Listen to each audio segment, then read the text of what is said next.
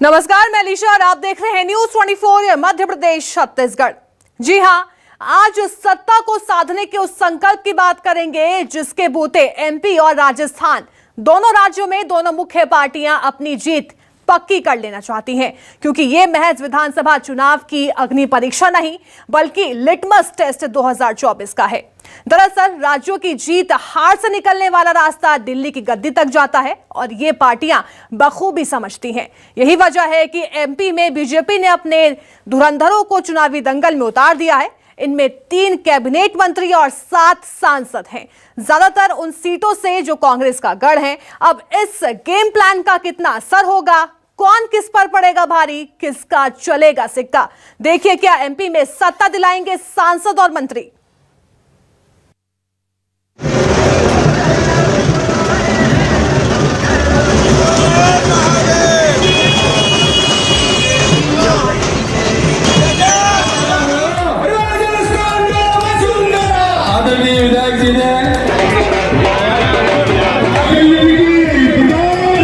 बहना है जनार्दन की हर हर नर्मदे।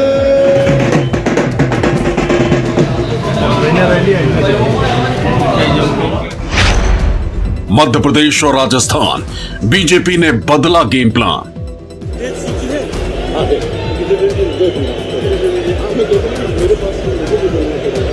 मैया की, नरसिंह भगवान की, जनता। सांसद लड़ रहे विधायकी का चुनाव, कितना पड़ेगा सीटों पर प्रभाव। लोगों को कभी चुप नहीं बैठना चाहिए।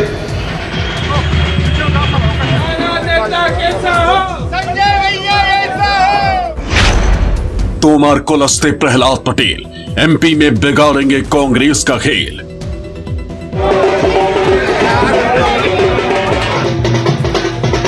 विश्वास व्यक्त किया है। भाई साहब ने पूरे देश में मरुधरा का रण तैयार, बीजेपी कांग्रेस में आर पार।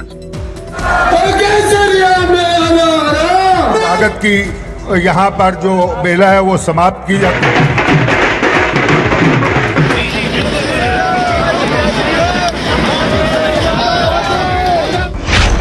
सत्ता को साधने का संकल्प, सांसद बनेंगे बड़ा विकल्प।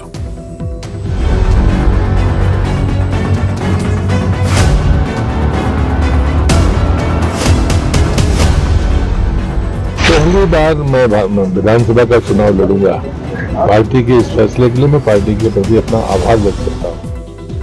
मंच सज चुका है। और सभी नेताओं का, सभी पार्टी के पदाधिकारियों का इस सभा में बहुत बहुत स्वागत। जनता के दरबार में नेताओं की फौज पहुंच रही है। पंडित दीनदयाल उपाध्याय की जन्म कांग्रेस पार्टी मध्य प्रदेश की सरकार से लड़ रही थी, आपने कांग्रेस को विजयी बनाया। मैं आपको बहुत बहुत धन्यवाद देना चाहता हूं। बीजेपी हो या कांग्रेस, दोनों ही पार्टियों ने अपनी पूरी ताकत झोंक दी।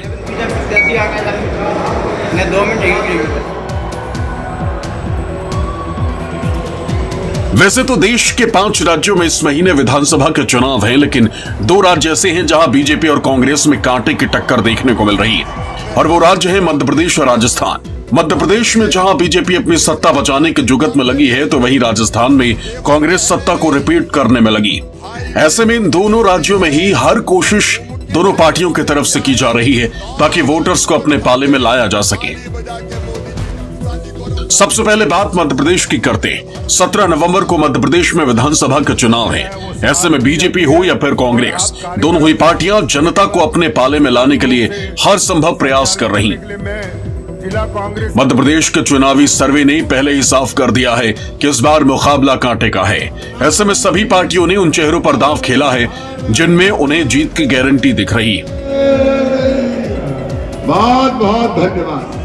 लेकिन जिस बात की चर्चा आज मध्य प्रदेश के चुनावी समर में सबसे ज्यादा है, वो है बीजेपी का वो गेम प्लान जिसे वो पहले भी इस्तेमाल कर चुकी। आदर्श माननीय प्रधानमंत्री नरेंद्र मोदी जी G20 देशों की अध्यक्षता। बीजेपी ने इस बार 3 कैबिनेट मंत्री समेत 7 सांसदों को एमपी चुनाव के रण में उतारा, जिसमें से 6 ऐसी विधानसभाएं हैं जहां कांग्रेस के वर्तमान विधायक हैं, यानी कि ये वो गढ़ है जहां कांग्रेस की पकड़ मजबूत है। ऐसे में बीजेपी कांग्रेस के किले में सेंधमारी करने के लिए ये गेम प्लान लेकर आई है।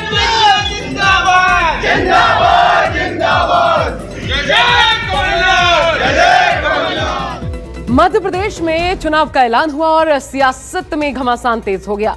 पहले लोक लुभावन घोषणाएं, फिर टिकट बंटवारे पर बवाल और अब प्रत्याशी फाइनल होने के बाद दिग्गज चेहरों पर सबकी नजर है। मध्य प्रदेश में बीजेपी ने वही गेम प्लान दोहराया है जो उसने पश्चिम बंगाल और त्रिपुरा में भी अपनाया था, यानी विधायकी चुनाव में सांसदों और मंत्रियों को टिकट देकर कांग्रेस के गढ़ में कांग्रेस को मात देने का प्लान है। तो चलिए आपको बताते हैं कौन कौन से सांसद हैं जिन्हें बीजेपी ने चुनावी मैदान में इस बार उतारा है, जिन पर बड़ा दांव खेलना चाहती है बीजेपी। सबसे पहले मुरैना जिले की बात करते हैं। मुरैना जिले की दिमनी विधानसभा सीट पर बीजेपी कैंडिडेट और केंद्रीय मंत्री नरेंद्र सिंह तोमर का मुकाबला कांग्रेस के रविंद्र सिंह तोमर से है। इधर नरसिंहपुर विधानसभा सीट की बात की जाए तो केंद्रीय मंत्री प्रहलाद सिंह पटेल यहां से खड़े हैं। इनका मुकाबला है लाखन सिंह पटेल से। केंद्रीय मंत्री फग्गन सिंह कुलस्ते तीसरा बड़ा नाम, इनका मुकाबला निवास विधानसभा सीट से कांग्रेस के चैन सिंह वरकड़े से है। जबकि जबलपुर पश्चिम की अगर बात की जाए तो बीजेपी के सांसद हैं राकेश सिंह और उनका मुकाबला है कांग्रेस के तरुण भनोट से, जहां पर कड़ी टक्कर के आसार नजर आ रहे हैं। वहीं अगर आप सतना को देखें तो सतना विधानसभा में बीजेपी सांसद गणेश सिंह का मुकाबला कांग्रेस के ही सिद्धार्थ कुशवाहा से है। और आपको हम बता दें कि सिद्धार्थ कुशवाहा वर्तमान में सतना से विधायक भी हैं, ऐसे में फाइट टफ मानी जा रही है। सीधी विधानसभा की अगर बात करें तो यहां से बीजेपी ने सांसद रीति पाठक को टिकट दिया है। इनका मुकाबला कांग्रेस के ज्ञान सिंह से है। यहां भी बीजेपी के लिए राह आसान नजर नहीं आ रही। और नरसिंहपुर जिले की गाडरवारा सीट से बीजेपी सांसद उदय प्रताप सिंह का मुकाबला कांग्रेस के प्रत्याशी सुनीता पटेल से है। यानी मध्य प्रदेश में इस बार बीजेपी सांसदों का लिटमस टेस्ट है, क्योंकि 6 सीटें ऐसी है जहां वर्तमान में कांग्रेस के विधायक हैं और ऐसे में सांसदों पर दांव खेलकर बीजेपी चुनावी बैतरणी पार करने की जुगत में लगी हुई है। बीजेपी ऐसा प्रयोग अतीत में भी कर चुकी। पश्चिम बंगाल और त्रिपुरा के विधानसभा चुनावों में भी पार्टी ने अपने केंद्रीय मंत्रियों और सांसदों को विधानसभा के चुनावी दंगल का उम्मीदवार बनाया था और उसका खट्टा मीठा परिणाम पाया था। जहां त्रिपुरा में केंद्रीय मंत्री प्रतिमा भौमिक ने 68,000 मतों के भारी अंतर से जीत दर्ज की थी, तो वहीं पश्चिम बंगाल में 5 में से 3 सांसद विधानसभा का चुनाव हार गए थे। बीजेपी ने यूपी के पिछले विधानसभा चुनाव में भी समाजवादी पार्टी के मुखिया अखिलेश यादव के खिलाफ केंद्रीय मंत्री एसपी सिंह बघेल को उम्मीदवार बनाया था, लेकिन उन्हें भी हार का मुंह देखना पड़ा था। हालांकि बीजेपी का मानना है कि केंद्र की राजनीति से राज्यों में भेजे गए नेता सिर्फ खुद की जीत ही सुनिश्चित नहीं करते, बल्कि आसपास के इलाकों में भी पार्टी उम्मीदवारों को फायदा पहुंचाते हैं। बीजेपी का मानना है कि पश्चिम बंगाल के विधानसभा चुनाव में भी बीजेपी को इस दाव का फायदा मिला था।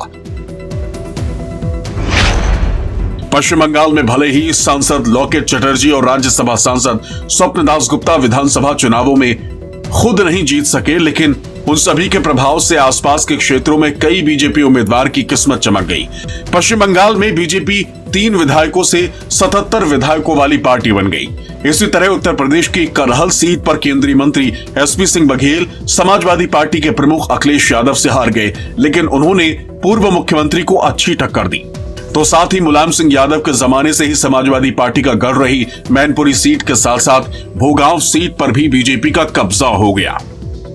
देखिए, जितने केंद्रीय मंत्री या सांसद जो चुनाव में उतरे हैं, उनको आप देखेंगे कि चुनाव जो लोकसभा के हुए 14 के 19 के, वो लहर के चुनाव थे और बहुत सारे ऐसे प्रत्याशी सांसद का चुनाव जीत गए थे जो मुख्यतः लोकल प्रभाव वाले थे। लेकिन विधानसभा के चुनाव में कोई लहर नहीं होती। इस चुनाव में भी कोई लहर नहीं है, न राजस्थान में, न मध्य प्रदेश में, न छत्तीसगढ़ में। ऐसे में उस सांसद का, विधायक का चुनाव लड़ना उसके लिए एक बड़ी चुनौती है और ये नहीं कह सकते कि बहुत आसानी से जिस तरह से वो सांसद का चुनाव जीत गए थे वैसा ही विधानसभा का चुनाव जीत जाएंगे, ऐसा लगता नहीं है।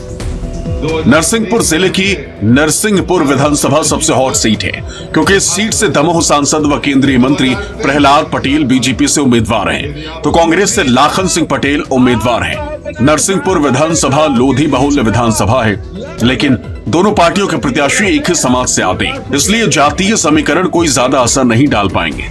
लेकिन टक्कर कांटे की मानी जा रही है। अगर जीत के मुद्दे की बात करें तो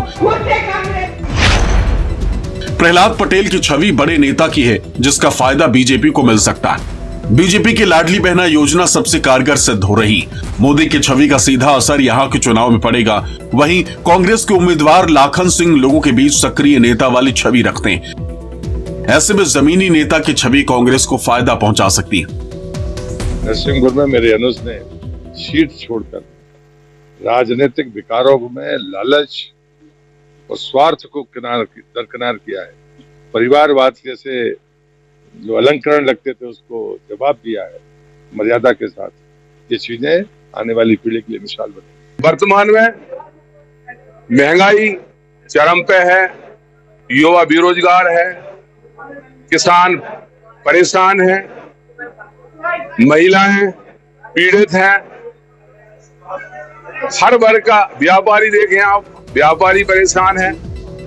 दिमनी विधानसभा में त्रिकोणीय मुकाबला है। केंद्रीय मंत्री नरेंद्र सिंह तोमर को क्षेत्रीय लोगों का विरोध महंगा पड़ रहा है। क्षेत्रीय लोगों का कहना है कि हमें जनप्रतिनिधि ऐसा चाहिए जो हमारे पास हमें सहज उपलब्ध हो, जिससे हम अपनी समस्याएं बता सकें। ऐसे में नरेंद्र सिंह तोमर की राहें आसान नहीं दिख रही। दिमनी विधानसभा में 80,000 मतदाता क्षत्रिय समाज के हैं। नरेंद्र सिंह तोमर के खिलाफ कांग्रेस से वर्तमान विधायक रविंद्र सिंह तोमर हैं।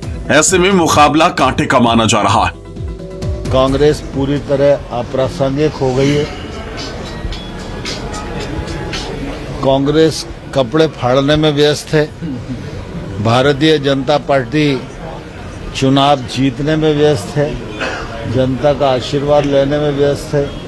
मंत्री, केंद्रीय मंत्री, प्रादेशिक मंत्री ये कौन बनाती है? जनता बनाती है। तो जनता को ये पता है कि हमारी सेवा में कौन सा व्यक्ति खरा उतरा, कौन सा व्यक्ति हमारे कम्युनिकेशन में है, हमारे सुख दुख में कौन शामिल है, कौन व्यक्ति हमारे घर पे सहजता से आएगा, हमारे सुख दुख में आएगा, हमारी शादी ब्याह में उपलब्ध होगा और हमारी बात सुनेगा, हमारा काम करेगा। मंडला जिले की चर्चित विधानसभा सीट निवास से बीजेपी ने केंद्रीय मंत्री फग्गन सिंह कुलस्ते को मैदान में उतारा है, लेकिन यहाँ मुकाबला त्रिकोणीय रहता है। ऐसे में इस विधानसभा सीट पर कांटे की टक्कर देखने को मिल रही है। वहीं फग्गन सिंह कुलस्ते का कहना है कि इस बार बीजेपी इस सीट पर भारी बहुमत के साथ जीत दर्ज करेगी।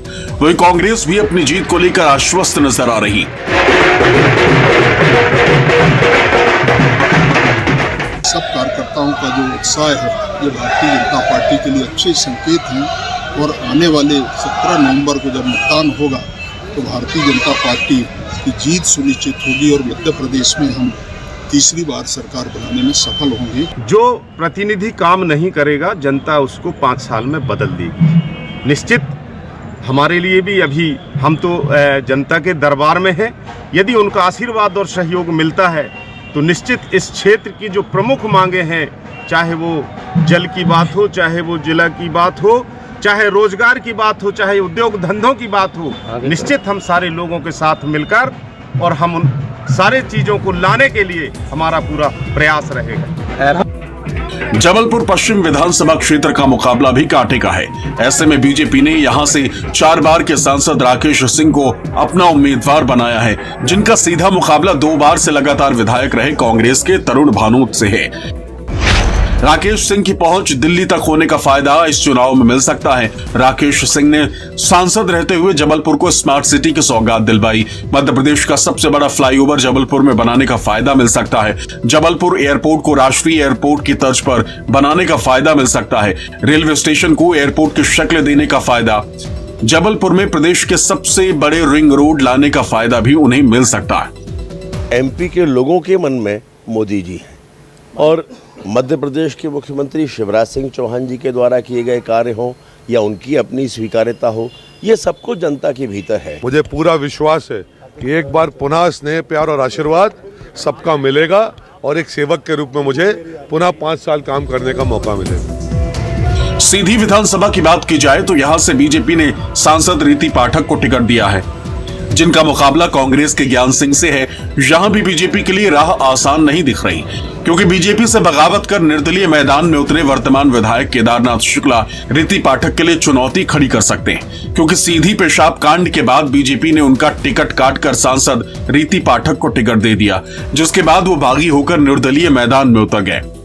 जनता जनार्दन ने इसके पहले भी भरपूर आशीर्वाद मुझे दिया है 2 बार लोकसभा के चुनाव में, और मुझे काम करने का बेहतरीन अवसर प्राप्त हुआ है। आप जानते हैं कि भारतीय जनता पार्टी की सरकार है और भारतीय जनता पार्टी की सरकार सदैव विकास के मुद्दों को लेकर आगे बढ़ती है। तो हमारा वचन पत्र आया है, वचन पत्र में जो हमें छात्रों के लिए है, नौजवानों के लिए है, किसानों के लिए है, महिलाओं के लिए है, जो हर वर्ग के लिए हमारी पार्टी ने वचन पत्र लाया है, उस वचन पत्र को लेकर जनता के बीच में जाएंगे। अब आप पार्टियों की ताकत का अंदाजा कर सकते हैं कि यहाँ नरेंद्र मोदी को आना पड़ रहा है। हमारा नरेंद्र मोदी से कोई बैर नहीं है, हम नरेंद्र मोदी के समर्थक हैं लेकिन ये नरेंद्र मोदी का चुनाव नहीं है। नरेंद्र मोदी ने जिस कैंडिडेट को यहाँ उतार दिया है उसकी खैर नहीं है, नरेंद्र मोदी से बैर नहीं है।